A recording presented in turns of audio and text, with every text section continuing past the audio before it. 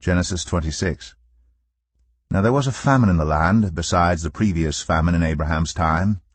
And Isaac went to Abimelech, king of the Philistines, in Gerar. The Lord appeared to Isaac and said, Do not go down to Egypt. Live in the land where I tell you to live. Stay in this land for a while, and I will be with you and will bless you. For to you and your descendants I will give all these lands, and will confirm the oath I swore to your father Abraham.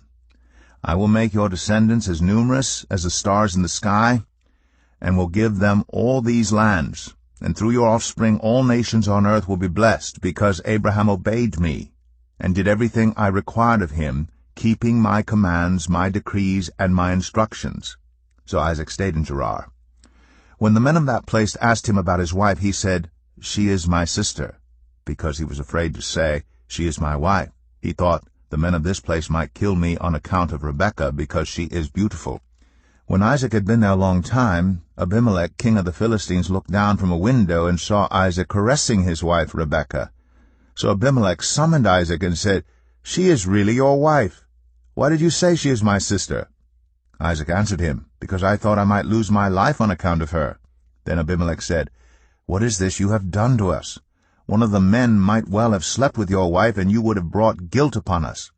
So Abimelech gave orders to all the people, Anyone who harms this man or his wife shall surely be put to death.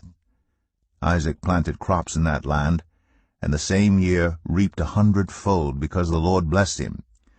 The man became rich, and his wealth continued to grow until he became very wealthy. He had so many flocks and herds and servants that the Philistines envied him. So all the wells that his father's servants had dug in the time of his father Abraham, the Philistines stopped up, filling them with earth. Then Abimelech said to Isaac, Move away from us. You have become too powerful for us. So Isaac moved away from there and encamped in the valley of Gerar, where he settled. Isaac reopened the wells that had been dug in the time of his father Abraham, which the Philistines had stopped up after Abraham died, and he gave them the same names his father had given them. Isaac's servants dug in the valley and discovered a well of fresh water there. But the herders of Gerar quarreled with those of Isaac and said, The water is ours. So he named the well Esek, because they disputed with him. Then they dug another well, but they quarreled over that one also. So he named it Sitnah. He moved on from there and dug another well, and no one quarreled over it. He named it Rehoboth, saying, Now the Lord has given us room, and we will flourish in the land. From there he went up to Beersheba. That night the Lord appeared to him and said, I am the God of your father Abraham. Do not be afraid, for I am with you. I will bless you, and will increase the number of your descendants for the sake of my servant Abraham. Isaac built an altar there, and called on the name of the Lord. There he pitched his tent, and there his servants dug a well. Meanwhile Abimelech had come to him from Gerar, with Ahuzath, his personal adviser, and Phicol, the commander of his forces. Isaac asked them, Why have you come to me, since you were hostile to me and sent me away? They answered, We saw clearly that the Lord was with you, so we said, There ought to be a sworn agreement between us and you. Let us make a treaty with you that you will do us no harm, just as we did not harm you, but always treated you well, and sent you away peacefully.